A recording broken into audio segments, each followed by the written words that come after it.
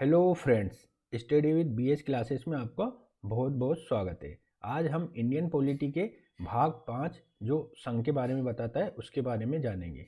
तो संघ में हम सबसे पहले कार्यपालिका, विधायिका और उसके बाद न्यायपालिका के बारे में हम जानेंगे। न्यायपालिका को एक अलग सेक्शन के रूप में हम जानेंगे। ठीक है, तो सबसे पहले हम देखते हैं भारत की कार्यपालिका। जो संघ की कार्यपालिका होती है उसमें क्या है, भारत एक लोकतांत्रिक देश है और भारत ने संसदीय शासन व्यवस्था को अपनाया है ना। जबकि अमेरिका को अमेरिका एक देश है, उसमें अगर देखें तो वहाँ पे अध्यक्षीय शासन व्यवस्था को अपनाया गया है। कौन सी? अध्यक्षीय शासन व्यवस्था को अपनाया गया है, जबकि भारत में संसदीय शासन प्रणाली को अपनाया गया है। ठीक है, तो संसदीय शासन प्रणाली में एक तो होता है जो नाम मात्र का हेड होता है, जिसे नाम मात्र प्रमुख बोलते हैं, हेड होता है, वो राष्ट्रपति कहलाता है। और जो वास्तविक शक्तियाँ रहती है जिसे डी फैक्टो कहते हैं, वो प्रधानमंत्री होता है। और भारत का जो नाम मात्र का प्रमुख या भारत का एक जो राष्ट्रपति होता है वो प्रधानमंत्री से अलग कार्य रखता है। मीन्स जो अमेरिका में देखो तो राष्ट्रपति के पास समस्त शक्तियाँ होती है, वास्तविक शक्तियाँ पूरी राष्ट्रपति में नहीं होती, जबकि भारत में राष्ट्रपति को वास्तविक तौर पर ज़्यादा शक्तियाँ प्राप्त नहीं होती है। ठीक है, पूरी शक्तियाँ लगभग प्रधानमंत्री के पास होती है। तो हम देखेंगे आर्टिकल 52, भारतीय संविधान का आर्टिकल 52 ये बंद करता है कि भारत का एक राष्ट्रपति होगा। आर्टिकल 53 क्या बताता है? समस्त कार्यपालिकाई शक्ति राष्ट्रपति में निहित होगी और राष्ट्रपति तीनों सेनाओं का प्रधान सेनापति होगा। जो जल सेना, थल सेना और वायु सेना, तीन सेनाएं होती है, उसका प्रमुख जो होता है वो राष्ट्रपति होता है। परंतु आर्टिकल 74 सब क्लोज 1 में ये प्रावधान करता है कि राष्ट्रपति कार्यपालिकाई शक्तियों का प्रयोग मंत्रिपरिषद की सलाह के अनुसार करेगा। मीन्स राष्ट्रपति जो भी कार्य करता है वो लगभग मैक्सिमम कार्य जो करता है वो मंत्रिपरिषद की सलाह के अनुसार ही करता है। जो मंत्रिपरिषद कहती है उसी के अनुसार फैसले लिए जाते हैं। 42वें संविधान संशोधन 1976 में से सलाह को बाध्यकारी बना दिया गया, परंतु 44वें संविधान संशोधन 1978 से राष्ट्रपति को अधिकार दिया गया है कि वो मंत्रिपरिषद को एक बार पुनर्विचार के लिए कह सके। मीन्स अगर किसी बात को लेकर राष्ट्रपति को लगता है कि इस पर पुनः विचार होना चाहिए तो एक बार कम से कम मंत्रिपरिषद को भेज सकता है कि उसको पुनर्विचार किया जाए। और अगर मंत्रिपरिषद वापस सेम टू सेम भेज देती है तो फिर राष्ट्रपति को हस्ताक्षर करने के लिए मतलब बाध्य होना पड़ता है। अब हम जानेंगे कि राष्ट्रपति का चुनाव कैसे होता है। राष्ट्रपति के चुनाव की हम पूरी प्रक्रिया जानेंगे। सबसे पहले राष्ट्रपति पद के लिए क्या क्या योग्यता है वो जानेंगे। निर्वाचक मंडल मतलब उसके चुनाव वोटिंग में कौन कौन आते हैं, वो निर्वाचन की प्रक्रिया क्या क्या होती है उसे जानेंगे। और पद की शर्तें, मतलब राष्ट्रपति अगर कोई बनना चाहता है सामान्य नागरिक तो उसके पद की शर्तें क्या क्या है, और निर्वाचन संबंधी अगर कोई विवाद होता है तो उसके संबंध में क्या प्रावधान है। ठीक है, तो हम देखेंगे राष्ट्रपति का चुनाव। राष्ट्रपति का चुनाव अप्रत्यक्ष रूप से किया जाता है, जिसे निर्वाचन मंडल के द्वारा चुना जाता है ना। एक निर्वाचक मंडल होता है उसके द्वारा चुना जाता है। अनुच्छेद 54 जो 54 में है, राष्ट्रपति के निर्वाचन के लिए निर्वाचक मंडल का प्रावधान किया है, जिसमें निम्नलिखित शामिल होते हैं। जो राष्ट्रपति के को चुनने वाले जो लोग होते हैं वो कौन कौन होते हैं? लोकसभा और राज्यसभा के सभी निर्वाचित सदस्य, लोकसभा और राज्यसभा के, राज्य विधानसभाओं के सभी निर्वाचित सदस्य है ना, जिनका निर्वाचन हुआ है ना। और 70वें संविधान संशोधन 1992 द्वारा दिल्ली और पुडुचेरी विधानसभा के निर्वाचित सदस्य, ये दो केंद्र शासित प्रदेश है, लेकिन यहाँ पे विधानसभा है, इसलिए यहाँ के निर्वाचित सदस्यों को भी राष्ट्रपति के चुनाव में सम्मिलित किया जाता है ना। और अब हम ये जानते हैं कि चुनाव अप्रत्यक्ष विधि से क्यों होता है राष्ट्रपति का, है ना। तो सबसे पहले मैं बताना चाहता हूँ कि अप्रत्यक्ष विधि से सबसे प्रमुख कारण ये है कि भारत में वास्तविक प्रमुख कौन होते हैं? प्रधानमंत्री जी होते हैं, है ना। अगर इनका भी अगर प्रत्यक्ष रूप से कराएंगे तो फिर राष्ट्रपति और प्रधानमंत्री एक तरीके से प्रत्यक्ष रूप से लोकतंत्र के वो मतलब लोगों के प्रत्यक्ष रूप से लोगों द्वारा चुना जाएंगे, तो फिर यहाँ पे कॉन्फ्लिक्ट ऑफ इंटरेस्ट आ जाएगा, क्योंकि पीएम वास्तविक शक्ति रखते हैं। फिर प्रेसिडेंट भी बोलेंगे कि जब मेरे को भी जनता ने प्रत्यक्ष चुना है तो मेरी भी लोकप्रियता अत्यधिक है, तो फिर मैं भी एक तरह से प्रेसिडेंट की प्राइम मिनिस्टर की तरह कार्य कर सकता हूँ। इसलिए एक सबसे महत्वपूर्ण कारण ये होता है कि अप्रत्यक्ष विधि से कराया जाता है। इसमें भी यही लिखा है, मैं पढ़ देता हूँ एक बार। यदि प्रधानमंत्री और राष्ट्रपति दोनों ही प्रत्यक्ष रूप से जनता द्वारा चुने जाएं तो संभव है कि महत्वपूर्ण मुद्दों पर दोनों के मध्य तनाव हो जाता है और दोनों ही जनहित और जन इच्छा के नाम पर अपने अपने मत के साथ संबंध रहते हैं और गतिरोध की स्थिति उत्पन्न हो जाती है। यदि राष्ट्रपति का चुनाव प्रत्यक्ष विधि से होता है तो संभव था कि राजनीतिक दल के प्रत्याशी दलीय एजेंडे के आधार पर चुनाव लड़ते और राष्ट्रपति राष्ट्र भावना से कार्य न करके दल के हित के अनुसार कार्य करता है। इसलिए भी अप्रत्यक्ष विधि से चुनाव कराया जाता है। प्रत्यक्ष चुनाव की स्थिति में यह भी संभव था कि राष्ट्रपति जनता के एक बड़े समूह या वर्ग के मतों को प्राप्त करके चुनाव जीत जाता और संपूर्ण जनता के हितों के अनुसार कार्य न करके विशेष वर्ग या समूह के लिए कार्य करता है। इसलिए भी अप्रत्यक्ष विधि से चुनाव कराया जाता है। अब राष्ट्रपति पद के लिए क्या क्या योग्यताएं हैं, आर्टिकल 58 में लिखा हुआ है। आर्टिकल इतने ज़्यादा इंपॉर्टेंट नहीं होते, लेकिन फिर भी आपको स्टेट PCS या कहीं ना कहीं इनडायरेक्टली रूप से आपको जैसे आंसर राइटिंग वगैरह में मेंस की जो आंसर राइटिंग होती है उसमें इंट्रोडक्शन के लिए आर्टिकल बहुत महत्वपूर्ण हो जाते हैं, इसलिए आप इनको मेमोराइज करते रहिए महत्वपूर्ण आर्टिकल को। अब राष्ट्रपति पद के लिए क्या क्या योग्यता होती है, भारत का नागरिक हो, ठीक है, उसे भारत का नागरिक होना चाहिए, 35 वर्ष की आयु पूरी कर चुका हो और लोकसभा सदस्य लड़ने की योग्यता रखता हो। ठीक है, तो आप अगर 35 साल की उम्र कर चुके हो, भारत के नागरिक और लोकसभा सदस्य लड़ने की योग्यता रखते हैं जो जनप्रतिनिधित्व अधिनियम 1951 में लिखा हुआ है, तो आप राष्ट्रपति बन सकते हैं। निर्वाचन प्रक्रिया किस में लिखी है, आर्टिकल 55 में लिखी है। ठीक है, तो निर्वाचन प्रक्रिया में कुछ टर्म्स होती है, उन्हें समझना जरूरी होता है। जैसे यहाँ पे एक मत मूल्य निकाला जाता है विधायकों और सांसदों का, तो वो कैसे निकालते हैं, पहले तो चुनाव कैसे होता है, अनुपातिक प्रतिनिधित्व और एकल हस्तांतरणीय मत पद्धति द्वारा होता है। ठीक है, मतलब 50% से ज़्यादा आपको वोट लाने रहते हैं। अगर नहीं लाते हैं तो फिर नेक्स्ट राउंड में काउंटिंग जाती है, अगर उसमें भी नहीं आते तो फिर नेक्स्ट राउंड में जाती है। इस तरह ये चलती रहती है जब तक किसी भी उम्मीदवार को 50% से ज़्यादा वोट प्राप्त नहीं हो जाते। ठीक है, इसे एकल हस्तांतरणीय मत प्रणाली कहते हैं, है ना। इसमें जिसे भी आप देते हैं ना उसके आगे वरीयता लिख दी जाती है, फर्स्ट, सेकेंड, थर्ड, फोर्थ ऐसे करके लिख दी जाती है। ठीक है, जब नेक्स्ट राउंड में काउंटिंग जाती है जो लास्ट वाले जिनकी लास्ट चॉइस है उसको बाहर कर दिया जाता है, फिर ऐसे ऐसे कैंडिडेट कम होते जाते हैं, फिर जिसको 50% से ज़्यादा वोटिंग मिल जाएगी वो विजेता घोषित हो जाएगा। ये राउंड चलते रहते हैं जब तक 50% नहीं पूरी होती है। अब एक विधायक का मत मूल्य कैसे निकालते हैं, राज्य के विधायक का मत मूल्य राज्य की कुल जनसंख्या और निर्वाचित विधानसभा सदस्यों की संख्या। ठीक है, जैसे मध्य प्रदेश के विधायकों का निकालना है तो मध्य प्रदेश की कुल जनसंख्या डाल देंगे और निर्वाचित विधानसभा सदस्यों की संख्या जिसमें 230 है तो ये डाल देंगे इंटू 1/1000 कर देंगे, तो राज्य के एक विधायक का मत मूल्य निकल जाएगा, है ना। जनसंख्या मान लो 7 करोड़ है, इस हिसाब से निकालेंगे, है ना। एक सांसद का मत मूल्य कैसे निकालेंगे, सभी राज्यों के विधायकों का मत मूल्य और यूनियन टेरिटरीज के विधायकों का मत मूल्य, मतलब जितने भी विधायक उनके मत मूल्य यहाँ लिख दिया जाएगा और निर्वाचित सांसद मान लो कि कितने हैं 543 जो भी है वो लिख दिया जाएगा यहाँ। ठीक है, वो फिर इससे एक सांसद का मत मूल्य निकल जाएगा। तो इस तरह से मूल्य निकाला जाता है। वर्तमान में 1971 की जनगणना को ही राष्ट्रपति चुनाव के लिए आधार बनाया गया है। जो जनगणना 1971 में हुई थी उसी के आधार पर जो सांसद या विधायकों का मत मूल्य इस तरह से मतलब काउंटिंग होती है। आनुपातिक प्रतिनिधित्व क्या होता है, ये जो मैंने ऊपर बताया था अभी वही आनुपातिक प्रतिनिधित्व होता है कि काउंटिंग चलती रहती है जब तक 50% नहीं हो जाता है। इस अनुपात के हिसाब से लिया जाता है। यह प्रणाली ऐसे चुनाव क्षेत्रों में अपनाई जाती है जहां एक से अधिक प्रत्याशी चुने जाने हो। इस प्रणाली में मत का एक कोटा निश्चित होता है जिसे प्राप्त करने वाले प्रत्याशी को विजयी घोषित किया जाता है। कोटा क्या होता है, कुल वैध मत निर्वाचित होने वाले प्रत्याशी +1 और यहाँ पे +1। ठीक है, तो एक कोटा हो जाता है उसका, है ना। इस हिसाब से इसे हेयर पद्धति भी कहते हैं क्योंकि प्रोफेसर हेयर द्वारा इसको विकसित किया गया था। एकल संक्रमणीय हस्तांतरणीय मत पद्धति क्या होती है, इस पद्धति में प्रत्येक मतदाता प्रत्याशी को अपनी पसंद के अनुसार वरीयता देता है। यदि प्रथम चरण में किसी प्रत्याशी को निर्धारित कोटा नहीं प्राप्त होता है तो सबसे कम मत प्राप्त करने वाले प्रत्याशी को चुनाव प्रक्रिया से बाहर कर देते हैं और उसके द्वितीय पसंद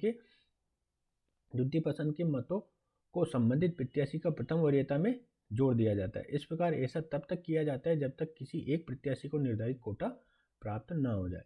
मतलब वो जो मैंने बताई थी कि एक के बाद एक करते जाते हैं। इसमें ये आनुपातिक प्रतिनिधित्व थोड़ा अलग प्रक्रिया है, आप इसको गूगल सर्च करके भी देख सकते हैं। इसमें क्या लिखा है, ये ऐसे चुनाव क्षेत्रों में अपनाई जाती है जहां एक से अधिक प्रत्याशी चुने जाने हो। इस प्रणाली में मत का एक कोटा निश्चित किया जाता है, इसे प्राप्त करने वाला प्रत्याशी ही विजयी घोषित होता है। तो ये अनुपातिक प्रतिनिधित्व कहलाता है। एक अनुपात के हिसाब से आपको प्रतिनिधित्व दिया जाता है। ठीक है। एकल संक्रमणीय और हस्तांतरणीय मत पद्धति यही है कि अगर आपको 50% से ज़्यादा प्राप्त मत प्राप्त नहीं होंगे तो आप काउंटिंग नेक्स्ट होती है, उस तरह से ये काउंटिंग चलती रहेगी जब तक किसी भी उम्मीदवार को 50% से ज़्यादा मत प्राप्त नहीं होंगे, ये काउंटिंग चलती रहेगी। जैसे प्राप्त हुआ काउंटिंग बंद हो जाएगी और वो जो प्राप्त करेगा 50% से ज़्यादा उसे विजयी घोषित कर दिया जाएगा। नोट क्या है, सामान्य तौर से राष्ट्रपति पद की रिक्ति के समय उपराष्ट्रपति राष्ट्रपति के कार्य को संपादित करता है, परंतु 1969 में उपराष्ट्रपति वीवी गिरी कार्यवाहक राष्ट्रपति के रूप में कार्य कर रहे थे और उन्होंने राष्ट्रपति का चुनाव लड़ने के लिए पद से इस्तीफा दे दिया। इस स्थिति में क्या हो गया, संसद ने president discharge of functions act पारित किया, एक एक्ट पारित किया, क्योंकि जो पहले क्या होता है कि राष्ट्रपति अगर नहीं हो तो उपराष्ट्रपति कार्य करेंगे, अगर फिर उपराष्ट्रपति चुनाव के लिए लड़ गए तो फिर वो सीट भी खाली होगी, दोनों सीट खाली हुई, तो अब कौन कार्य करेगा। तो इसलिए उन्होंने president discharge of functions act पारित किया और प्रावधान किया कि राष्ट्रपति और उपराष्ट्रपति दोनों ही अगर अनुपस्थित है तो भारत का मुख्य न्यायाधीश, और अगर वो भी अनुपस्थित है तो कोई उच्चतम न्यायालय का वरिष्ठतम न्यायाधीश जो होगा वो कार्यवाहक राष्ट्रपति के रूप में कार्य करेगा। ठीक है। अब आता है हमारा आर्टिकल 57। इसमें क्या लिखा है, भारत में किसी भी नागरिक को एक से अधिक कार्यकाल के लिए राष्ट्रपति बनने का अधिकार है, इस पर किसी प्रकार का निर्बंधन नहीं लगाया गया है। जबकि अमेरिका में क्या है, एक कोई भी राष्ट्रपति लगातार 2 बार से ज़्यादा राष्ट्रपति नहीं बन सकता है। ठीक है। पद की शर्तें क्या है, आर्टिकल 59 में लिखा हुआ है, यदि कोई सांसद या विधायक राष्ट्रपति के रूप में निर्वाचित हो जाता है तो वो पद ग्रहण करने की तिथि से सांसद या विधायक के रूप में उसका पद रिक्त मान लिया जाएगा। राष्ट्रपति पद पर आसीन व्यक्ति लाभ का पद धारण नहीं करेगा। लाभ का पद मतलब कोई इस तरह का लाभ प्राप्त नहीं करेगा वो, है ना। लाभ का पद क्या होता है, ठीक है, कोई ऐसा पद जिस पर रहते हुए सरकार से प्रत्यक्ष या अप्रत्यक्ष रूप से किसी प्रकार का लाभ प्राप्त हो रहा है, प्रत्यक्ष या अप्रत्यक्ष रूप से, है ना। कोई पद लाभ का है या नहीं इसे संसद द्वारा निर्धारित किया जाता है, और कोई व्यक्ति किसी लाभ के पद पर है या नहीं इसका निर्धारण चुनाव आयोग करता है। ठीक है। अगर लाभ का पद है या नहीं इसको संसद निर्धारित करेगा, और कोई व्यक्ति कहीं पर अगर पोस्टिंग है या कुछ ऐसी गतिविधियों में तो वो लाभ के पद पर है या नहीं इसका निर्धारण कौन करेगा, चुनाव आयोग करेगा। राष्ट्रपति पद की परिलब्धियां और भत्ते संसद द्वारा निर्धारित किए जाते हैं। राष्ट्रपति में परिलब्धियों और भत्तों में कार्यकाल के दौरान कमी नहीं की जाती, क्योंकि इसके संचित निधि पर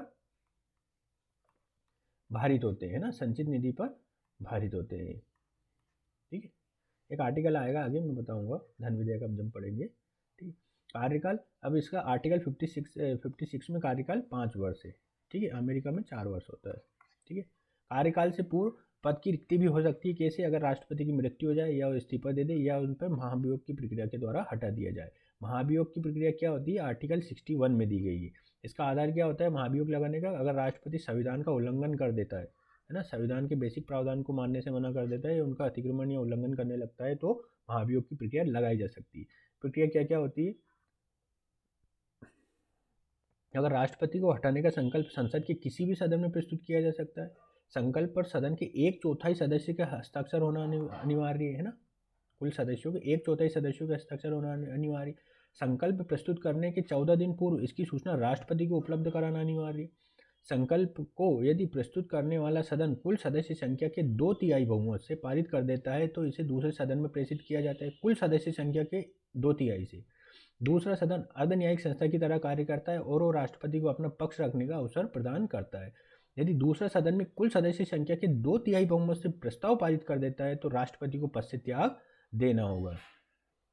ठीक है। तो इस तरह से महाभियोग प्रक्रिया लगाई जाती है। सिंपल सी, आप इसको पढ़ेंगे 1-2 बार तो आपको चीज़ समझ में आ जाएगी। ठीक है।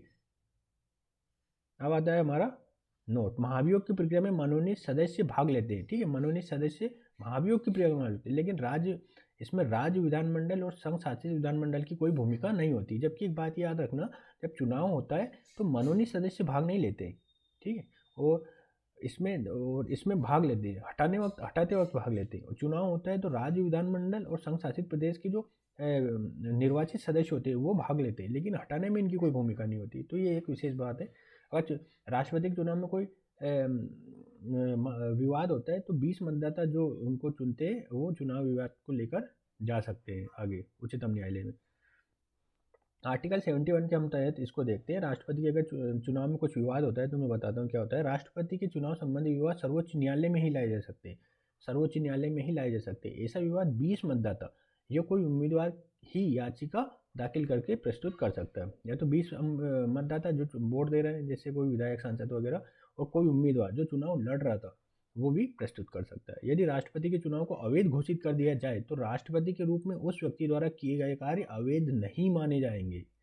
ठीक है, अगर चुनाव अवैध घोषित कर दिया 10 दिन बाद कि 10 दिन बाद आपका चुनाव अवैध है, लेकिन 10 दिन तक तो वो राष्ट्रपति रह लिया ना, तो 10 दिन तक जो राष्ट्रपति लेते वक्त उसने जो भी निर्णय लिए होंगे वो वैध कहलाएंगे। ठीक है, तो ये बात आपको याद रखनी, ये विशेष बात है। अब आता है आर्टिकल 62। यदि राष्ट्रपति का पद मृत्यु, इस्तीफे या महाभियोग के द्वारा रिक्त होता है तो नए राष्ट्रपति का चुनाव 6 माह के भीतर किसी भी दशा में संपन्न कराना होगा और नया राष्ट्रपति पूर्ण कार्यकाल के लिए निर्वाचित होगा। ठीक है, 6 माह के अंतर्गत नया राष्ट्रपति बनाना जरूरी है और जो नया राष्ट्रपति बनेगा पूरे कार्यकाल जैसे 5 वर्ष के लिए चुना जाएगा। अब राष्ट्रपति की शक्तियाँ क्या क्या है? राष्ट्रपति की हम सबसे पहले कार्यपालिका की शक्ति जानेंगे, उसके बाद विधायी जानेंगे, फिर न्यायिक जानेंगे, फिर सैन्य जानेंगे, उसके बाद आपातकालीन स्थिति शक्तियाँ जानेंगे। कार्यपालिका की शक्ति कौन से आर्टिकल में लिखी है? आर्टिकल 53 में लिखी है। कुछ पदों पर नियुक्ति का अधिकार कार्यपालिका की शक्ति के रूप में है। जैसे कौन कौन से? प्रधानमंत्री और मंत्रिपरिषद की नियुक्ति आर्टिकल 75 के तहत राष्ट्रपति करता है। भारत के महान्यायवादी की नियुक्ति आर्टिकल 76 के तहत राष्ट्रपति करता है। भारत का नियंत्रक और महालेखा परीक्षक आर्टिकल 148 के तहत राष्ट्रपति करता है। उच्चतम न्यायालय का मुख्य न्यायाधीश और अन्य न्यायाधीश की नियुक्ति आर्टिकल 124 के तहत राष्ट्रपति करता है। उच्च न्यायालय का मुख्य न्यायाधीश और अन्य न्यायाधीश की नियुक्ति आर्टिकल 217 के तहत राष्ट्रपति करता है। राज्यपाल की नियुक्ति आर्टिकल 255 के तहत राष्ट्रपति करता है। संघ लोक सेवा आयोग के अध्यक्ष और सदस्यों की नियुक्ति आर्टिकल 315 के तहत राष्ट्रपति करता है। मुख्य निर्वाचन आयुक्त और अन्य निर्वाचन आयुक्तों की आर्टिकल 324 के तहत राष्ट्रपति करता है। वित्त आयोग के अध्यक्ष और सदस्यों की नियुक्ति आर्टिकल 280 के तहत राष्ट्रपति करता है। अनुसूचित जाति जनजाति आयोग के अध्यक्ष और सदस्यों की नियुक्ति आर्टिकल 338 और 338A के तहत राष्ट्रपति करता है। और ओबीसी भी अब संवैधानिक हो गया है तो ओबीसी आयोग के अध्यक्ष और सदस्यों की नियुक्ति भी राष्ट्रपति करेगा 338 सब क्लोज बी के तहत, है ना। कुछ गैर संवैधानिक संस्थाएं उनके जो हेड है उनके भी नियुक्ति राष्ट्रपति करता है। जैसे केंद्रीय सूचना आयोग, केंद्रीय सतर्कता आयोग, मानव अधिकार आयोग, लोकपाल के अध्यक्ष और सदस्यों की नियुक्ति करने का अधिकार भी राष्ट्रपति को है। आर्टिकल 78 के दिन राष्ट्रपति प्रधानमंत्री से कार्यपालिका के कार्यों की रिपोर्ट मांग सकता है या किसी मंत्री के निर्णय को मंत्रिपरिषद के समक्ष रखने के लिए कह सकता है। अब आता है उसकी विधायी शक्तियाँ। राष्ट्रपति की विधायी शक्तियाँ कौन कौन सी है? आर्टिकल 85 में क्या लिखा है? संसद में किसी सदन को आहूत करने, सत्रावसान करने, जिसे सत्र समाप्त करना कहते हैं, का अधिकार राष्ट्रपति को है। राष्ट्रपति को यह भी अधिकार है कि वो तय कर सके कि संसद की बैठक कहाँ पर होगी। सामान्य तौर पर संसद के 3 सत्र होते हैं, बजट सत्र, मानसून सत्र और शीत सत्र। और अनुच्छेद 85 के तहत 2 सत्रों के बीच 6 माह से अधिक नहीं हो सकता है। मतलब 6 माह के अंतर्गत संसद को जो सदन है उसको कम से कम एक बार मीटिंग तो आयोजित करनी ही होगी। राष्ट्रपति को लोकसभा के कार्यकाल से पूर्व भंग करने का अधिकार प्राप्त है, परंतु इस शक्ति का उपयोग प्रधानमंत्री की सलाह पर ही किया जाएगा, है ना। लोकसभा को पहले भी भंग किया जा सकता है। अब आता है हमारा आर्टिकल 76। इसमें क्या है? संसद को विशेष सत्र बुलाने का अधिकार और ऐसे सत्र को संबोधित करने का अधिकार। ठीक है, कभी कभी विशेष सत्र भी बुला लिया जाता है। जैसे हाल ही में जो वुमेन्स रिजर्वेशन, नारी शक्ति वंदन अधिनियम जो लगा था, महिलाओं को 33% जो आरक्षण दिया है, उसके जो मतलब चुनाव में, लोकसभा और राज्यसभा वाले में, तो इसको हमने एक विशेष सत्र बुलाकर किया था। ठीक है, तो ये प्रावधान अमेरिका से प्रेरित है, जहां अति आवश्यक मुद्दों पर कानून बनाने के लिए राष्ट्रपति विशेष सत्र आहूत करता है। भारत में इसकी आवश्यकता अन्य प्रावधानों को देखते हुए प्रतीत नहीं होती है, क्योंकि वर्ष में लगभग 8 माह संसद सत्र में रहती है और यदि संसद सत्र में नहीं है तो कार्यपालिका को अध्यादेश पारित करने का अधिकार होता है। संभवतः संविधान निर्माता ये चाहते थे कि कानून निर्माण सदैव चर्चा द्वारा हो और अध्यादेश का प्रयोग न्यूनतम हो, अतः इस प्रावधान का संविधान में शामिल किया गया है। ठीक है, तो विशेष सत्र बुलाने का अधिकार भी है। अब आर्टिकल 87। प्रत्येक लोकसभा के चुनाव के पश्चात होने वाले प्रथम सत्र में दोनों सदनों की संयुक्त बैठक को राष्ट्रपति संबोधित करता है। इस प्रकार प्रत्येक वर्ष प्रथम सत्र की प्रथम संयुक्त बैठक को राष्ट्रपति संबोधित करता है और इसके पश्चात धन्यवाद प्रस्ताव को आगे बढ़ाया जाता है। ये सब प्रस्ताव मैं अभी आपको बताऊंगा। आर्टिकल 108 के तहत क्या है, संयुक्त बैठक का प्रावधान है। यदि किसी विधेयक पर पारित करने के क्रम में लोकसभा और राज्यसभा के मध्य गतिरोध हो जाए तो राष्ट्रपति दोनों सदनों की दोनों सदनों की संयुक्त बैठक बुला सकता है। अब तक 3 बार संयुक्त बैठक बुलाई गई। ठीक है, संयुक्त बैठक पहली बात तो देखो, धन विधेयक पर संयुक्त बैठक नहीं बुलाई जा सकती और संविधान संशोधन जो विधेयक होता है उस पर संयुक्त बैठक नहीं बुलाई जा सकती, केवल साधारण विधेयक पर ही बुलाई जा सकती है। तो अभी तक 3 बार बुलाई गई। पहली कब बुलाई गई थी, दहेज प्रतिषेध अधिनियम 1961 के समय, बैंकिंग सेवा अधिनियम 1969 के समय और आतंकवादी गतिविधि निवारक अधिनियम 2002 के समय बुलाई गई थी। ठीक है, अब राष्ट्रपति की एक विधायी शक्ति जो है बहुत महत्वपूर्ण है, वो कौन सी, आर्टिकल 123 के तहत अध्यादेश जारी करने की शक्ति है ना, जो ऑर्डिनेंस भी पास करता है। जब संसद का कोई सदन अगर दोनों सदन अगर एक साथ उसमें नहीं है, उस मतलब कानून बनाना अनिवार्य हो जाए, अपरिहार्य हो जाए, तो अध्यादेश जारी कर सकता है। अर्थ क्या होता है, ये कार्यपालिका के कानून बनाने की शक्ति है। ये शक्ति पूरे विश्व में भारतीय लोकतंत्र में ही पाई जाती है। कब जारी की जाती है, यदि संसद के दोनों सदन या किसी एक सदन सत्र में न हो तो राष्ट्रपति यदि उसे ये समाधान है कि ऐसी परिस्थिति है जिसमें कानून बनाना अनिवार्य है, तो अध्यादेश जारी कर सकता है। समय सीमा क्या होती है, 6 माह तक जारी रह सकता है और 6 माह पश्चात इसे संसद में परिचर्चा के लिए प्रस्तुत करना होता है। यदि सदन इसे पारित कर देता है तो अधिनियम बन जाएगा, अन्यथा समाप्त हो जाएगा। 6 सप्ताह की गणना करते समय अलग अलग सदनों की बैठक अलग अलग तिथि को आरंभ हुई हो तो बाद वाली तिथि का ध्यान में रखते हुए गणना की जाएगी। मतलब 6 महीने हो गए, उसके बाद अगर सदन बैठे, 2 सदन बैठे, दोनों में से एक जो बाद में सीटिंग हुई उसकी काउंटिंग की जाती है 6 महीने बाद वाले सदन की, उससे किया जाता है ना। बैठक जो बाद वाला सदन बाद में जो बैठा है उस सदन से काउंट किया जाएगा। अध्यादेश की अधिकतम सीमा क्या होती है, 6 माह प्लस 6 सप्ताह, ये 7.5 महीने होती है इसकी। अगर ये पारित नहीं हो पाता है तो फिर अध्यादेश समाप्त मान लिया जाता है। भारतीय संविधान में ये उल्लेखित नहीं है कि कार्यपालिका एक विषय पर कितनी बार अध्यादेश जारी कर सकती है और इसका लाभ कार्यपालिका को प्राप्त होता है। इन शक्ति का प्रयोग करते हुए वर्तमान तक संघीय स्तर पर 780 बार अध्यादेश लागू किया गया है, जिसमें एक ही विषय पर कई बार अध्यादेश लागू किया है। मान लो कभी कभी क्या होता है, अगर पास नहीं कर पाए तो वापस अध्यादेश जारी कर दिया, ऐसा तो हो सकता है ना। मान लो को पास नहीं हो पाया तो अध्यादेश वापस जारी कर दिया। वर्तमान सरकार में भूमि अधिग्रहण पर लगातार 3 बार अध्यादेश जारी किया गया। अध्यादेश के इस प्रयोग से निम्नलिखित आधार पर चुनौती के रूप में देख रहा है। अध्यादेश जारी करने का मतलब बिना संवाद की जारी हो जाता है, तो एक तरह से इसे लोकतंत्र विरोधी माना जाता है। तो कौन कौन सा आधार है, लोकतंत्र विरोधी के होने के आधार पर लोकतंत्र में विधि या चर्चा के आधार पर निर्मित होनी चाहिए, जबकि अध्यादेश चर्चा के अवसर को ही समाप्त कर देता है। ये शक्ति पर पृथक्करण के सिद्धांत के भी विरुद्ध है, क्योंकि कार्यपालिका, न्यायपालिका और विधायिका के अलग अलग कार्य होते हैं। विधायिका का कार्य कानून बनाना होता है, जबकि कार्यपालिका का कार्य कानून जो बनाए गए कानून है उनके क्रियान्वयन के लिए होता है। लेकिन शक्ति पृथक्करण में इसमें कैसे हो जाता है, कार्यपालिका ही कानून बना देती है, वही उसको क्रियान्वित करने लगती है। इसलिए शक्ति पृथक्करण जो होता है तीनों में उसके विरुद्ध भी है। शक्ति पृथक्करण के सिद्धांत के अनुसार लोकतंत्र में तीनों संस्थाओं के मध्य शक्तियों का पृथक्करण होता है और कोई एक संस्था इसी संस्था की दूसरी संस्था की शक्तियों को कम नहीं कर सकती, इसका हनन नहीं कर सकती। अध्यादेश के द्वारा कार्यपालिका विधायिका को शक्तियों को छीन लेती है, जो शक्ति पृथक्करण के सिद्धांत के विरुद्ध है। लोकतांत्रिक देशों में इसका प्रचलन नहीं है। अध्यादेश पर न्यायिक निर्णय क्या है, एक आर्थिक उपरवाद केस हुआ था 1970 में। इसमें क्या बोला था, न्यायपालिका ने निर्णय दिया था कि राष्ट्रपति का समाधान का दुर्भावना के आधार पर न्यायिक पुनरावलोकन किया जा सकता है। ठीक है, अगर राष्ट्रपति दुर्भावना के आधार पर कोई अध्यादेश जारी करता है तो उसका न्यायिक पुनरावलोकन हो सकता है। डीसी वादवा केस हुआ था 1987 में।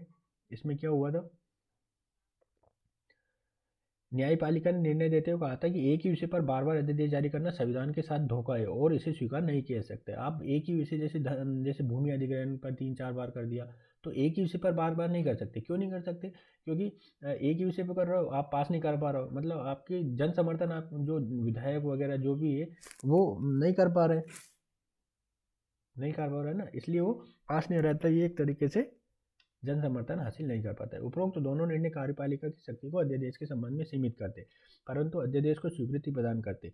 इन निर्णयों के पश्चात अध्यादेश का दुरुपयोग सीमित हुआ है। इसका क्या लिख सकते हैं, भारत में क्षेत्रवाद, जातिवाद, सांप्रदायिकता, वर्ग संघर्ष जैसी चुनौतियों को देखते हुए किसी आकस्मिक परिस्थिति में तत्काल कानून बनाने की आवश्यकता को देखते हुए अध्यादेश की शक्ति जारी रहनी चाहिए, परंतु सत्ता प्राप्त दल को यह ध्यान रखना चाहिए कि इसका प्रयोग वोट बैंक की राजनीति की तरह न हो। अब हम जानेंगे राष्ट्रपति की वीटो शक्तियाँ।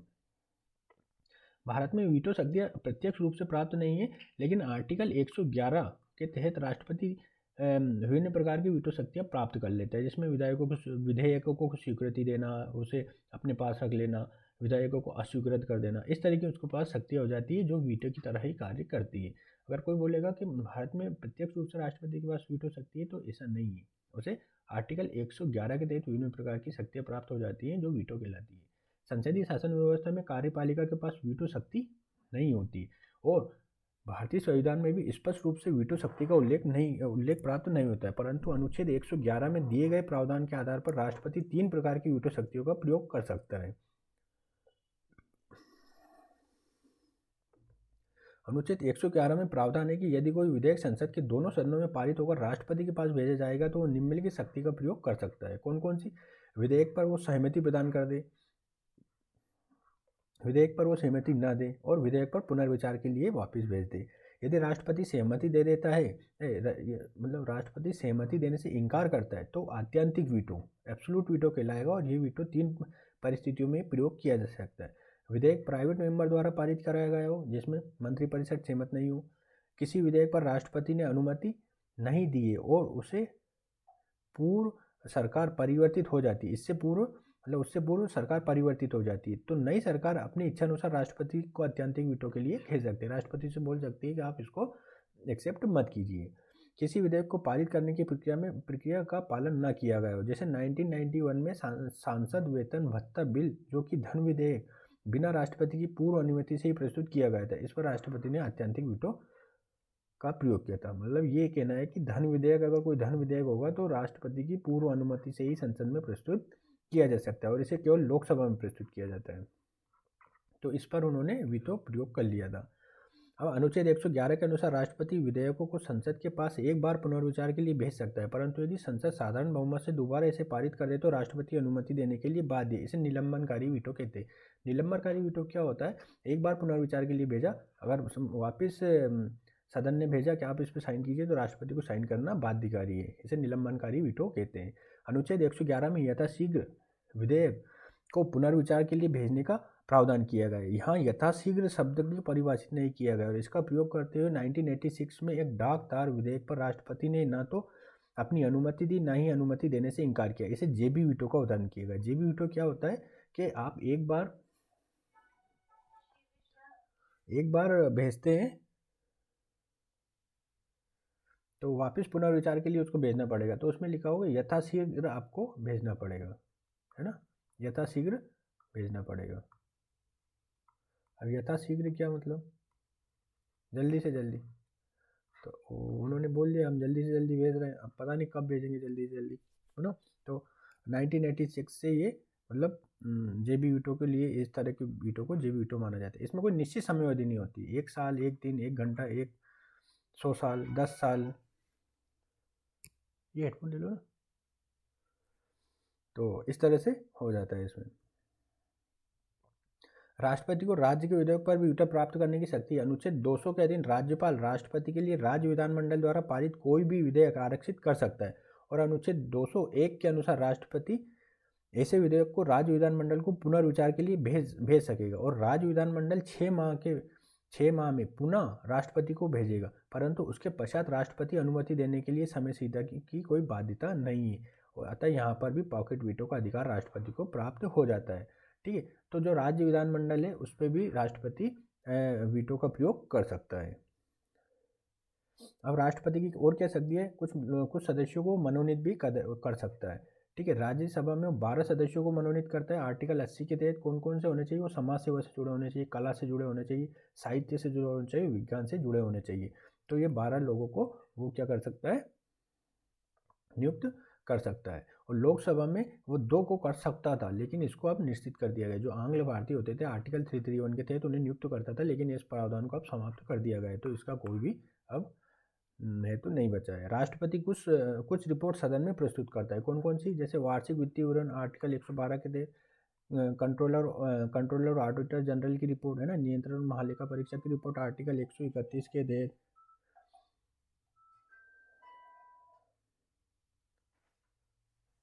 वित्त आयोग की रिपोर्ट आर्टिकल 281 के तहत। राष्ट्रीय अनुसूचित जाति जनजाति आयोग की रिपोर्ट आर्टिकल 338 और 338 के अंतर्गत। संघ लोक सेवा आयोग की रिपोर्ट आर्टिकल 323 के तहत। राष्ट्रपति की पूर्व अनुमति से रखे जाने वाले विधेयक कौन कौन से? आर्टिकल 3 में क्या है? नए राज्यों का निर्माण, सीमा परिवर्तन, नाम परिवर्तन से संबंधित आर्टिकल 3 से संबंधित। आर्टिकल 110 धन विधेयक से संबंधित और राष्ट्रपति की पूर्व अनुमति से रखे जाते हैं। आर्टिकल 117 जो वित्त विधेयक है वो भी राष्ट्रपति की पूर्व अनुमति से सदन में प्रस्तुत किया जा सकता है। आर्टिकल 274 कृषि आय की परिभाषा में परिवर्तन करने वाला विधेयक होगा तो राष्ट्रपति की पूर्व अनुमति से रखा जाएगा। आर्टिकल 304 राज्यों के मध्य व्यापार वाणिज्य को प्रभावित करने वाला कोई विधेयक होगा तो वो भी राष्ट्रपति की पूर्व अनुमति से रखा जाएगा। अब राष्ट्रपति की हम न्यायिक शक्तियों के बारे में जानेंगे। आर्टिकल 72 के तहत क्षमादान की शक्तियाँ प्राप्त है ना, जो न्यायालय अगर किसी को व्यक्ति को मृत्युदंड या अन्य प्रकार की सजा देता है तो उसे क्षमा कर सकता है वो, है ना। एक मूवी आई थी इसके संबंध में, एक रुका हुआ फैसला, आप ये देख सकते हैं, ये काफ़ी अच्छी मूवी है। क्षमादान की शक्ति का उद्देश्य न्यायपालिका द्वारा किसी मामले में किसी निर्णय को भूल हो तो उसे सुधारने के लिए राष्ट्रपति सक्षम हो सके। इसके अतिरिक्त न्यायिक निर्णय में मानवीय पक्ष सम्मिलित नहीं होते परंतु निर्णय में उसकी भूमिका हो सकती है। राष्ट्रपति से यह आशा की जा सकती है कि वो मानवीय पक्षों को शामिल करते हुए किसी मामले पर विचार करें। किन मामलों में क्षमादान दे सकता है? सैन्य न्यायालय मामलों में दिए गए निर्णयों के संदर्भ में, ऐसे सभी मामले जिसमें मृत्युदंड दिया गया हो, ऐसे किसी मामले में जिसमें दंड संघ की कार्यपालिका द्वारा बनाए गए किसी कानून का आधार पर दिया गया हो। राष्ट्रपति 5 तरीकों से क्षमा दे सकता है। पहले क्या है? क्षमा। मृत्युदंड समेत किसी भी मामले में राष्ट्रपति अपराधी को क्षमा कर सकता है, अर्थात उसे पूर्ण रूप से मुक्त करने का अधिकार है। किसी को फांसी की सजा दी है फिर भी उसे माफ कर सकता है, प्रीविलंबन कर सकता है। जब क्षमादान की कोई याचिका राष्ट्रपति के समक्ष प्रस्तुत की जाती है तो उस पर सुनवाई करने के लिए राष्ट्रपति सजा को कुछ समय के लिए निलंबित कर देता है, इसे प्रीविलंबन कहते हैं, मतलब सजा को रोक देता है। विराम क्या होता है? रेस्पाइट।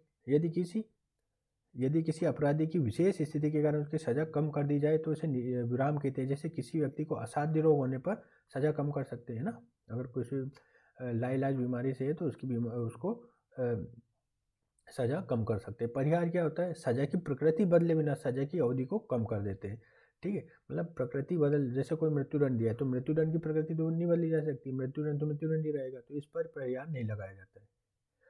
लघुकरण क्या होता है? लघुकरण मतलब सजा की प्रकृति को बदलकर हल्की कर देना, जैसे मृत्युदंड के स्थान पर आजीवन कारावास दे देना, ये कहलाता है लघुकरण। कुछ केस हुए थे इसमें, जैसे केहर सिंह केस हुआ था 1989 में, इप्रू सुधाकर केस हुआ था 2006 में ना, शेर सिंह केस हुआ था, वाचिनर वाला केस हुआ था 1983 में। तो कुछ हम इसके विवाद भी देख लेते हैं। जैसे केहर सिंह वाद हुआ था 1989 में। इस विवाद में क्षमादान की शक्ति के प्रयोग को लेकर न्यायपालिका ने कुछ दिशा निर्देश जारी किए थे, जो निम्न। कौन कौन से दिशा निर्देश जारी किए थे? राष्ट्रपति के समक्ष मौखिक सुनवाई नहीं की जा सकती, आपको लिखित देना पड़ेगा। न्यायपालिका राष्ट्रपति को शक्ति प्रयोग के लिए मार्गदर्शक सिद्धांत जारी नहीं करेगा। राष्ट्रपति अपनी शक्ति का प्रयोग मंत्रिपरिषद की सलाह के आधार पर ही करेगा, अपने मन से नहीं कह सकते किसी क्षमा। राष्ट्रपति मतलब मंत्रिपरिषद के फैसले को मानने के लिए बाध्य होगा। इसमें राष्ट्रपति को यह अधिकार है कि वो न्यायपालिका से अलग निर्णय साक्ष्यों के आधार पर भी दे सके, अपने हिसाब से भी वो निर्णय दे सकते हैं। न्यायपालिका की इसमें ज़्यादा भूमिका नहीं मानी जाती। राष्ट्रपति के निर्णय का दुर्भावनापूर्ण होने पर न्यायिक पुनरावलोकन किया जा सकता है। 2006 में इप्रू सुधाकर केस में न्यायपालिका ने न्यायिक पुनरावलोकन के आधार को स्पष्ट किया और स्थापित किया कि निम्न दशा में न्यायिक पुनरावलोकन संभव है।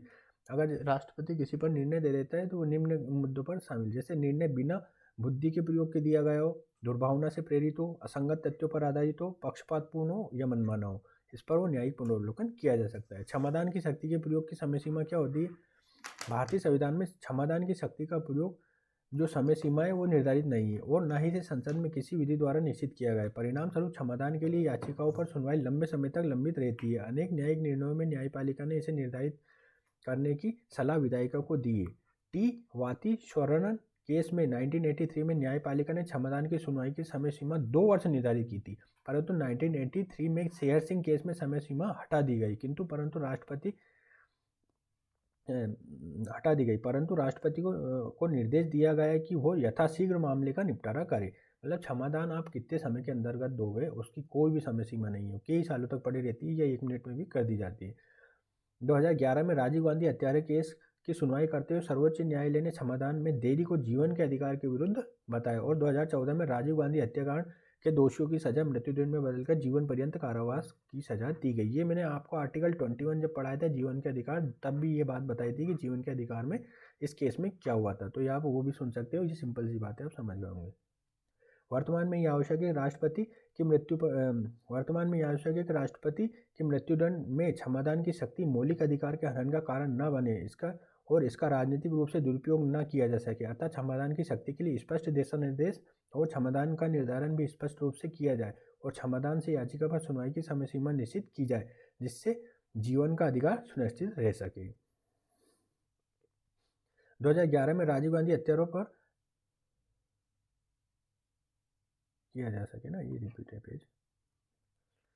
अब हम पढ़ेंगे आपातकालीन शक्तियाँ। राष्ट्रपति की आपातकालीन शक्तियाँ भाग 18 में दी गई है ना, और अनुच्छेद 352 से 360 के अंतर्गत पूरी दी है। 3 तरह की आपातकालीन शक्ति होती है।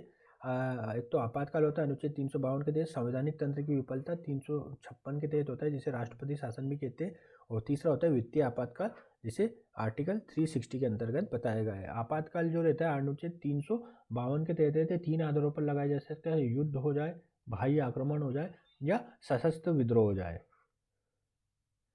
ठीक है, आंतरिक अशांति के आधार पर पहले था, लेकिन इसको 44वें संविधान संशोधन द्वारा हटा लिया गया, अब सशस्त्र विद्रोह जोड़ दिया गया है। आपातकालीन के बारे में पढ़ते हैं आर्टिकल 352 में। इसे राष्ट्रीय आपात भी कहा जाता है। इसे निम्न 3 आधारों पर घोषित किया जा सकता है। कौन कौन से? युद्ध, बाह्य आक्रमण और सशस्त्र विद्रोह। ये स्थिति 44वें संविधान संशोधन में शामिल की गई। इसके पूर्व आंतरिक अशांति के आधार पर आपात घोषणा का प्रावधान था, ये मैंने अभी बताया था। नोट, यहाँ आवश्यक नहीं है कि युद्ध, बाह्य आक्रमण और आंतरिक अशांति की वास्तविक स्थितियाँ हो। यदि राष्ट्रपति को विश्वास हो कि भविष्य में ऐसी परिस्थितियाँ उत्पन्न हो सकती है, तब भी आपात घोषित किया जा सकता है। मतलब ऊपर वाली जो चीज़ है, युद्ध जो लिखा है, आंतरिक और सशस्त्र विद्रोह जो लिखा है, वो अनुमान के आधार पर भी कर दिया जाता है कि आप आपातकाल घोषित करते हैं, है ना। अभी तक 3 बार आपातकाल घोषित हो चुका है। भारत चीन युद्ध के समय हुआ था 1962 में, भारत पाक युद्ध हुआ था 1971 तब हुआ था, और आंतरिक अशांति के आधार पर 1975 में हुआ था। ये सबसे विवादास्पद विषय था। इस पर इमरजेंसी जो इंदिरा गांधी के समय जो लगाई गई थी, ये सबसे विवादास्पद रही थी। अब 38वें संविधान संशोधन से 1975 में प्रावधान किया गया था कि आपात की उद्घोषणा एक से अधिक आधारों पर की जा सकती है। उद्घोषणा की प्रक्रिया क्या होती है? 44वें संविधान संशोधन से पहले क्या प्रोविजन है, 44वें संविधान संशोधन के बाद के क्या प्रोविजन है, वो मैं आपको बता देता हूँ। उद्घोषणा मंत्रिपरिषद की सलाह पर की जाएगी, और ये पहले था 44वें संविधान संशोधन में ऐसे हो सकती थी। अब क्या होगा, मंत्रिमंडल की लिखित सलाह पर ही उद्घोषणा की जाएगी। भारतीय संविधान में मंत्रिमंडल शब्द का एकमात्र अनुच्छेद 352 में प्रयोग किया गया है। जो मंत्रिमंडल जो शब्द प्रयोग किया गया है, आर्टिकल 352 में ही प्रयोग किया गया है पूरे संविधान में, कि इसकी सलाह के मतलब इसकी अनुमति के बिना वो नहीं किया जाएगा, आपातकाल घोषित नहीं किया जा सकेगा। उद्घोषणा एक बार में 2 माह के लिए लागू रहेगी। 44वें संविधान संशोधन से पहले से प्रोविजन था, इसमें क्या किया, उद्घोषणा 1 माह तक लागू रहेगी। संसद के दोनों सदनों द्वारा 2 माह के भीतर साधारण बहुमत से पारित कराना होगा, और इसके पश्चात उद्घोषणा अनिश्चित काल तक लागू होगी। लेकिन 44वें संशोधन के बाद क्या हुआ, संसद के दोनों सदनों द्वारा उद्घोषणा का प्रस्ताव 1 माह में पारित कराना होगा, इसके पश्चात उद्घोषणा 6 माह तक जारी रहेगी। प्रत्येक 6 माह में नया प्रस्ताव लाकर उद्घोषणा 6 माह तक बढ़ाई जा सकेगी, और इसे अनिश्चित काल तक इसी प्रक्रिया द्वारा जारी रखा जा सकता है। प्रत्येक बार उद्घोषणा को विशेष बहुमत से पारित कराना होगा। तो ये इसके प्रोविजन है। एक महत्वपूर्ण बिंदु यहाँ पे हम देखेंगे, यदि लोकसभा उद्घोषणा के प्रस्ताव को पारित किए बिना भंग हो जाती है, तो इसे राज्यसभा द्वारा पारित करके लागू किया जा सकता है। नई लोकसभा को अपने गठन के 30 दिन के भीतर प्रस्ताव को पारित करना होगा, अन्यथा 6 माह की समाप्ति पर उद्घोषणा स्वतः समाप्त मान ली जाएगी। ठीक है। अब उद्घोषणा की वापसी क्या होती है ना, क्या होता है, राष्ट्रपति दूसरी उद्घोषणा से आपातकाल समाप्त कर दे। 44वें संविधान संशोधन में शामिल किया गया है कि लोकसभा के 1/10 सदस्य उद्घोषणा वापसी का प्रस्ताव लोकसभा में प्रस्तुत करें। यदि सदन चल रहा है तो प्रस्ताव लोकसभा अध्यक्ष के समक्ष प्रस्तुत किया जाएगा, और यदि सदन नहीं चल रहा है तो राष्ट्रपति के समक्ष प्रस्ताव लाया जाएगा। यदि लोकसभा साधारण बहुमत से ऐसा प्रस्ताव पारित कर देती है तो उद्घोषणा समाप्त मान ली जाएगी, है ना। और इसमें क्या प्रोविजन है, 14 दिन के अंदर भीतर विशेष सत्र बुलाया जाएगा। अब इस उद्घोषणा का क्या प्रभाव होता है, राज्य की कार्यपालिका क्या होती है, उस पर क्या प्रभाव पड़ेगा। राज्य मतलब जो स्टेट होती है, प्रांत होते हैं, उनमें कार्य करती रहेगी, कार्यपालिका कार्य करती रहेगी और संघ से निर्देश मिलेंगे इनको। राज्य की विधायिका क्या होती है, राज्य सूची के विषयों पर विधि बनाने का अधिकार राज्य सूची के विषयों पर विधि बनाने का अधिकार संघ को भी प्राप्त हो जाता है। अर्थात एक ही विषय पर राज्य और संघ दोनों कानून बना सकते हैं, परंतु इस परिस्थिति में संघ का कानून ही मान्य होगा। ऐसा कानून आपातकाल की उद्घोषणा के समाप्ति के 6 माह के पश्चात स्वतः ही समाप्त हो जाएगा, है ना। 6 महीने आपातकाल खत्म हो गया तो 6 महीने के बाद ऑटोमेटिकली संघ द्वारा बनाया गया कानून समाप्त हो जाएगा। वित्तीय संबंधों पर क्या प्रभाव पड़ेगा कि संघ केंद्र और राज्य के मध्य राजस्व बंटवारे और राज्य को अनुदान दिए जाने संबंधी प्रावधान को आवश्यकता अनुसार परिवर्तित कर सकता है, अपने हिसाब कर सकता है। एक HDM जबलपुर केस हुआ था 1976 में, ये आप पढ़िए, ठीक है, और कमेंट सेक्शन में लिखिए ये क्या केस था। मौलिक अधिकारों पर क्या प्रभाव पड़ता है, आर्टिकल 358 के तहत क्या बंद है। 44वें संविधान संशोधन में प्रस्ताव किया गया है कि यदि किसी उद्घोषणा युद्ध और बाह्य आक्रमण के आधार पर हो तो अनुच्छेद 19 स्वतः निलंबित हो जाएगा। सशस्त्र विद्रोह के आधार पर की गई उद्घोषणा में आर्टिकल 29 का निलंबित नहीं होगा। आर्टिकल 29 क्या है, वाक और अभिव्यक्ति की स्वतंत्रता, तो वो किसकी स्वतः निलंबित किन आधारों पर हो जाएगा, यदि उद्घोषणा युद्ध और बाह्य आक्रमण के आधार पर हुई, है ना। और अगर वो सशस्त्र विद्रोह के आधार पर उद्घोषणा हुई तो चालू रहेगा आर्टिकल 19। अब आता है मैं आर्टिकल 359, राष्ट्रपति किसी भी मौलिक अधिकार, है ना, 44वें संविधान संशोधन द्वारा अनुच्छेद 20 और 21 को छोड़कर, है ना, राष्ट्रपति किसी भी मौलिक अधिकार के न्यायालय में परिवर्तन को निलंबित कर सकता है। सर्वोच्च न्यायालय के निर्णय के अनुसार अनुच्छेद 20 और 21 के संरक्षण के लिए युक्ति सर्वोच्च न्यायालय में आपातकाल में भी याचिका दायर कर सकता है। मतलब आपको ये याद रखना है कि आर्टिकल 20 और आर्टिकल 21 किसी भी परिस्थिति में निलंबित नहीं हो सकता है, भले आपातकाल भी लग रहा हो। अब लोकसभा का कार्यकाल में क्या हुआ, एक बार में कार्यकाल 1 वर्ष के लिए बढ़ाया जा सकता है अनुच्छेद 83 के तहत, और प्रत्येक वर्ष एक नया प्रस्ताव लाकर कार्यकाल को अनिश्चित काल तक बढ़ाया जा सकता है। उद्घोषणा समाप्ति के 6 माह के पश्चात लोकसभा स्वतः भंग हो जाएगी। अब तक एक बार कार्यकाल बढ़ाया गया 1976 में, जब इमरजेंसी लगी थी। कौन सी इमरजेंसी, आंतरिक अशांति के आधार पर इंदिरा गांधी के समय, जब 6 वर्ष कर दी गई थी लोकसभा की जो कार्य मतलब पूरा कार्यकाल होता था वो 6 वर्ष के लिए निर्धारित कर दिया गया था। अब आता है हमारा आर्टिकल 56, आर्टिकल 356 जो संवैधानिक तंत्र की विफलता या राष्ट्रपति शासन के संबंध में है। ये अभी वर्तमान में बहुत चर्चा में बना रहता है। इसका आधार क्या है, गवर्नर की रिपोर्ट जो आर्टिकल 356 में राष्ट्रपति शासन के लिए अनुशंसित करती है। गवर्नर द्वारा रिपोर्ट भेजने के पश्चात ही आरोपित किया जाता है और अपनी रिपोर्ट में गवर्नर उन आधारों की व्याख्या करता है जिसके कारण राष्ट्रपति शासन आरोपित किया जाना चाहिए। आर्टिकल 365 में क्या लिखा है, इसमें प्रावधान है कि यदि राज्य संघ के नीति संबंधी निर्देश मानने से इनकार करता है तो संघ अनुच्छेद 356 का प्रयोग कर सकता है। प्रक्रिया क्या होगी, उद्घोषणा एक बार में 2 माह के लिए जारी होगी। 2 माह के भीतर उद्घोषणा को दोनों सदनों द्वारा साधारण बहुमत से पारित कराना होगा और इसे 6 माह तक लागू रखा जा सकता है। प्रत्येक 6 माह में प्रस्ताव लाकर इसे 3 वर्ष तक जारी रखा जा सकता है, परंतु इसे 1 साल से अधिक बढ़ाना है तो निम्न शर्तें पूरी करनी होगी। अगर इसको 1 साल से अधिक रखना है तो निम्नलिखित शर्तें पूरी होनी चाहिए। राज्य जिस क्षेत्र में वहाँ आपातकाल घोषित हो, अगर वहाँ आपातकाल चल रहा हो तो ऐसा कर सकता है, या चुनाव आयोग चुनाव कराने में असमर्थता जाहिर कर दे। राज्य की कार्यपालिका पर क्या प्रभाव पड़ता है राष्ट्रपति शासन का, राज्य की कार्यपालिका भंग हो जाएगी और राज्य की समस्त कार्यपालिका शक्ति का प्रयोग राष्ट्रपति स्वयं या अपने प्रतिनिधि के माध्यम से कर सकेगा। इस कारण इसे राष्ट्रपति शासन कहते हैं। अपने प्रतिनिधि मतलब गवर्नर के आधार पर, है ना, गवर्नर वहाँ का शासन अपने हाथ में ले लेता है।